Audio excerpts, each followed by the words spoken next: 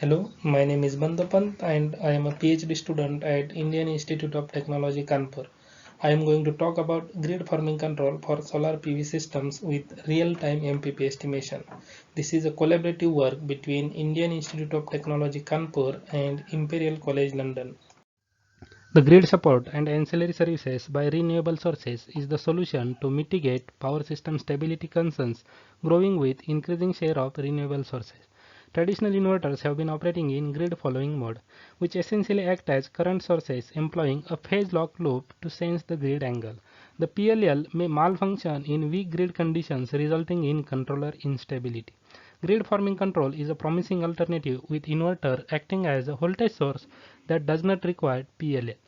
The solar PV system can support the grid either with external energy storage or with the power headroom by curtailed operation.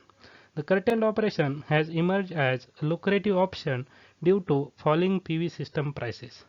The key contributions of this work are the grid forming control scheme is proposed for two-stage PV system for the first time by adopting an MPP estimator designed for very fast irradiance changes and a power controller that handles the PV curve non-monotonicity. Second, it ensures reliable operation even under reasonably erroneous MPP estimation, keeping the operating point always on the right-hand side of the PV curve. Third, it infers the available power reserves at the grid side, accounting for any power deviations from the PV side. A two-stage PV system shown in the figure consists of a boost converter and a three-phase inverter connected to the grid via LC filter. The MPP estimation algorithm based on single diode PV model estimates in real time the maximum available power and corresponding voltage using PV array voltage and current measurements.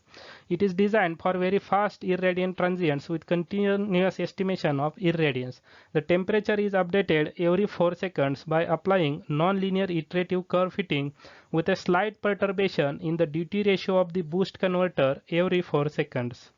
The cascade control scheme for the boost converter regulates the DC link voltage by adjusting the power reference set point for the PV array. This power reference set point is then saturated within maximum available power. Any difference between maximum available power and the power to be extracted for grid forming operation indicates either power deficit or power surplus on the DC side, and it is translated on the grid side for frequency adjustment to bring the operating point within capacity of the PV array. The PV is operated on the right hand side of the MPP. This inner controller of the boost converter sees modified PV characteristic to deal with the non-monotonicity of the PV array voltage and duty ratio. The inverter operates independently in grid forming mode, generating the reference magnitude and angle. Power frequency control and closed loop terminal voltage control is used as grid forming strategy. This PI controller acting on this power difference signal delta PDC generates the frequency adjustment signal, which when negative indicates the power deficit on DC side, reduces the inverter frequency and brings back the power extracted within the available PV capacity. WSCC 9-bus test system is used to validate the performance of the proposed control strategy with disturbance of load change and irradiance and temperature change. Synchronous generator connected to bus 3 is replaced by two-stage PV with a reserve of 30 MW at STC. When load increases, then frequency starts falling with increase in power injections by all the generators including PV.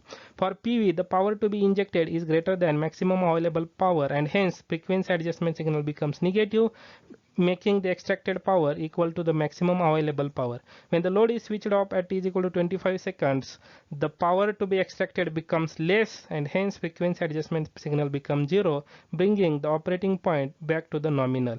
A irradiance change of 250 watt per meter square per second and temperature change of 2 degree per minute is considered to validate the performance. The similar results are observed with accurate tracking of MPP, and the spikes due to the perturbation of the duty ratio, these are not observed in the grid injected power due to decoupling of DC and AC side. The robust operation of the proposed grid forming strategy is validated during load and irradiance disturbances. Dynamic interactions with the rest of the grid need to be further investigated.